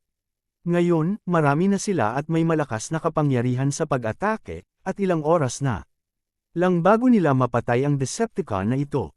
Siyempre, ito ay sa kawalan ng kaaway. Nanalangin din si Yezuan sa kanyang puso, umaasa na walang ibang darating, tutal, teritoryo iyon ng iba. Phew! Boom! Nakakabingi ang tunog, sa katunayan, maraming tao ang nakarinig sa paggalaw, ngunit alam nilang lahat ang tungkol sa pagkawasak ng Xingtiantic, kaya hindi sila nang ahas na lumapit. Ang mga masters ng Kilin Army ay nagsanib puwersa sa pag-atake, patuloy na pinapaso ang matitigas na kaliskis ng dragon ng Decepticon, at hindi nagtagal, nagkaroon ito ng epekto. Ang yelo at apoy, sa ilalim ng kooperasyong ito, ang mga kaliskis ng Tyrannosaurus ay naging napakarupok, at sa gayon ay nabasag. Sa sandaling masira ang kaliskis ng dragon, ang katawan ng Decepticon ay masusugatan. Mayroon akong bloodline ng Immortal Kilin at bloodline ng Imperial Beast Divine Envoy sa aking katawan, pati na rin ang titulong iyon, hindi mahina ang attack power laban sa mga beast, at ang pag-atake ko ay hindi mas malala kaysa sa 3 taong iyon. Si Yezuan ay umaatake habang nakatingin sa iba. Sa pamamagitan lamang ng pagkilala sa sarili at pagkilala sa kanyang kalaban maaari kang manalo ng 100 laban, at kung mapupunit mo ang iyong mukha pagdating ng panahon, madali itong harapin. At ang mahabang espada sa kanyang kamay ay isang one-hit killing sword. Marahil, noong inatake niya ang Decepticon, bigla siyang nag-trigger ng one-hit kill effect. Iyan ay nakakatipid ng maraming oras. Gayunpaman, mayroong maraming pagkakaiba sa pagitan niya at ng Decepticon, at nang hindi gumagamit ng espada upang lumipad ng mga immortal, ang pagkakataong mag-trigger ay kaawa-awang mababa. Gayunpaman, isang beses lang na-trigger ang sword-flying immortal, at ngayon na patuloy siyang umaatake, maaaring talagang ma-trigger niya ito. Umuungol, sa oras na ito, ang malaking bibig ng Decepticon ay biglang tumalikod, at talagang lumipat ito patungo kay Yezuan. Nagulat si Yezuan at nagmamadaling umiwas. Kaagad pagkatapos, bumuga ng hininga ang isang itim na dragon. Ang ganitong uri ng pag-atake, kahit si Yezuan, na nakasuot ng streamer armor, ay hindi nang ahas na tanggapin ito. Kahit na tumama sa katawan ni Wengming ang suntok ni Fang Kai, baka mapatay siya. Ang momentum na iyon ay mailalarawan lamang ng salitang horror. Di nagtagal, ang Decepticon na ito ay nagsimulang hamina, ang itim na dugo ay patuloy na bumubulwak sa kanyang katawan, at ang kanyang sigaw ay lubhang miserable. Mga kapatid, magsumikap kayo, basta patayin ninyo ito, maraming tagumpay ang naghihintay. Malakas na sigaw ni Wengming. Kung ibabalik ang bangkay ng Decepticones na ito, maaari itong ipagpalit sa isang malaking bilang ng mga merito. Siyempre, mas maganda kung mahuli sila ng buhay, ngunit sa kasamaang palad ay wala silang lakas, kaya't maibabalik lamang nila ang bangkay. Pagkaraan ng isa pang sandali, ang Decepticon ay namamatay, at sa ilang higit pang mga pag-atake, ito ay mamamatay. Gayunpaman, sa sandaling ito, ding, nag-trigger ang host ng one-hit kill effect. Biglang tumunog ang isang system prompt. Si Yezuan, na nakarinig ng udyok na ito, ay biglang natigilan. Malaking pasabog talaga ng character, wala siyang silbi, nag-trigger pa talaga siya ng one-hit kill. Nakuha, dahil siya lang ang nakarinig ng prompt ng system, at ang iba ay hindi alam ng grupo na patay na ang Decepticon-saurus. Sinamantala ni Yezuan ang pagkakataong ito, mabilis na nag-flash si Yezuan para makalapit, at pagkatapos ay itinago sa ere ang katawan ng Decepticon. Ang grupong ito ng mga tao, bagamat tinawag sila ni Weng Ning, ay talagang naglilingkod kay Yezuan, at hinayaan si Yezuan na makakuha ng murang presyo ng walang kabuluhan. Paano ang Decepticons? Sino ang kumuha ng katawan ng Decepticon? Anong nangyayari? Ang bawat isa ay nagpakita ng mga nalilitong ekspresyon ng isa-isa. Ngayon lang, ang mga taong malapit sa Decepticon ay tila ang 3 pang-4 na ranggo na banal na emperador ni Weng Ning, ngunit ang Decepticon ay biglang nawala ngayon, at malamang na kinuha ito ng isang taong namatay.